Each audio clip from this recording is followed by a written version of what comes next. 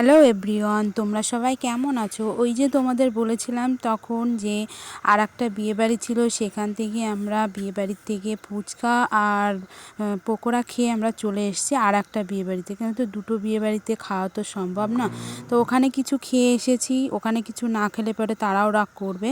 তারপরে চলে আসলাম আর একটা বিয়েবাড়ি। সেই বিয়েবাড়িতে এই যে আর কি, তো এখানে স্টলে রেখেছে চিকেনের কিছু রেসিপি রেখেছে।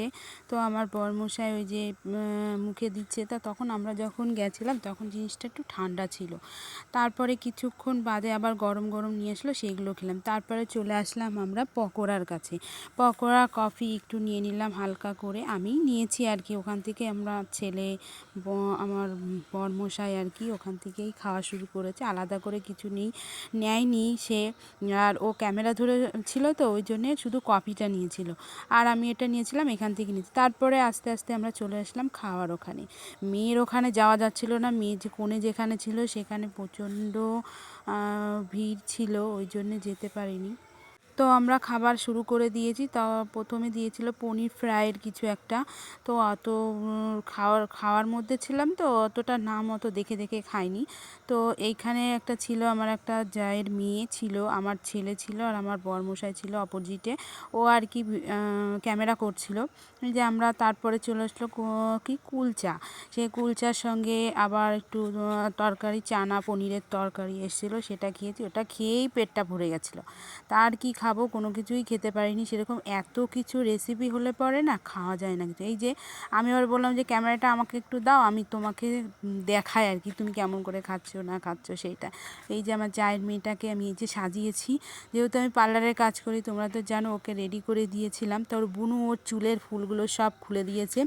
আর এই যে আমার ফুকলা ছেলে খেতে বসেছে, তার ফুকলা হচ্ছে এই যে খেতে বসেছে, ও একা একাই খেতে বসেছে। তারপরে যে চলে আসলো মাছ।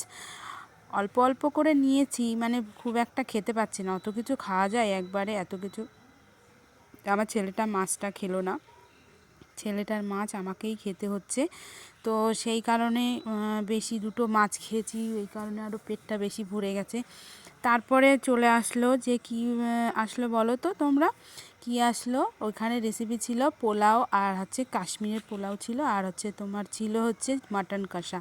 তো এগুলোও শুরু হয়ে গেল খাওয়া। তো আমার বরমশাই বলেছে খাবে না, ওর হাই প্রেশার, তো ওই জন্য ও বলেছে মাংস চিকেন মাটনটা খাবে না। তারপরে দেখছি না নিয়েছে। তা আমার জায়ের মেয়ে বলছে তুমি বললে খাবে না, তা আবার খাচ্ছ বসে। তো এই গল্প করতে করতে সব খাওয়া দাওয়া হয়ে গেল। তারপরে শেষে দিল রসমালাই, মিষ্টি সন্দেশ দিয়েছিল। তো সন্দেশটা খেয়েছি, কিন্তু রসমালাইটা প্রচণ্ড পরিমাণে মিষ্টি ছিল। তো আমাদের ভিডিওগুলো কেমন লাগছে একটু কমেন্ট করো, লাইক করো, ফলো করো, শেয়ার করো। টাটা।